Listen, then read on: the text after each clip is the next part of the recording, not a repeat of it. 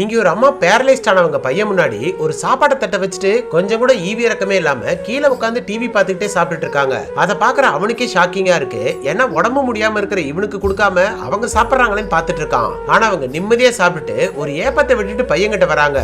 இவனும் ஊட்ட தான் போறாங்கன்னு எதிர்பார்க்கறான். ஆனா அவங்க இவனோட தட்டை எடுத்துட்டு போயிடுறாங்க. எதனால அவங்க அம்மா இப்படி செய்யறாங்கன்னா, இதுக்கு முத நாள் இவனுக்கு பிடிச்ச ஒரு ரோபோ பொம்மையை தொட்டு பார்த்துட்டு இருக்கான். அதை கவனிக்காம அவங்க அம்மா அதை எடுத்து டேபிள் மேல வச்சுட்டு போயிடுறாங்க. அப்பன்னு பார்த்தா அவங்களுக்கு ஒரு போன் வருதுன்னு வெளியில போய் பேசிட்டு இருக்காங்க. அப்ப இவன் உள்ள அந்த ரோபோ பொம்மையை எடுக்க ட்ரை பண்ணி கீழே விழுந்து உடைஞ்சு போயிடுது. சோ திரும்பி வந்து பார்த்து உடைஞ்சு போயிருக்கிறத பார்த்ததும் ஷாக் ஆயிடுறாங்க. சோ மறுபடியும் அந்த ரோபோ பொம்மையை எடுத்து டேபிள் மேல வச்சுட்டு இவனை ட்ரை பண்ணி பார்க்க சொல்றாங்க. அவனும் எவ்வளவோ ட்ரை பண்றான், சுத்தமா முடியல. அடுத்த நாள் இவங்க பண்ணையில இருந்து ஒரு சின்ன பன்னிக்குட்டி அத்தனை பாதுகாப்பையும் தாண்டி வெளியில ஓடி வந்துருது. எப்படி இத்தனை பாதுகாப்பையும் தாண்டி வெளியில ஓடி வந்திருக்குன்னு யோசிச்சா பசியில ஓடி வந்திருக்குன்னு கூட வேலை பார்க்கறவன் சொல்றான். அதை கேட்டதுக்கு அப்புறம் தான் இவங்களுக்கு அந்த ஐடியாவே வருது. சோ அன்னையில இருந்து அவனுக்கு ஊட்டுறதே விட்டுறாங்க. அட்லீஸ்ட் பசியிலாவது அவனால அவனோட கையை அசைக்க முடியுமான்னு ட்ரை பண்றாங்க. அதுக்காக தான் வேணும்னே அவன் கண்ணு முன்னாடி சாப்பாட்டை வச்சுட்டு எடுத்துட்டு போயிடுறாங்க.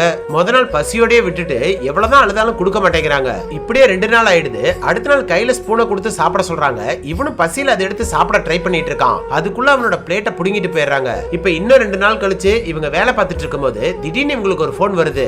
என்னன்னு கேட்டா ஹாஸ்பிட்டல்ல இவங்க பையனுக்காக பெட் ரெடியா இருக்குன்னு சொல்றாங்க. அதை அவங்க பையன்கிட்ட சொல்றதுக்காக ஆசாசே ஓடி வராங்க.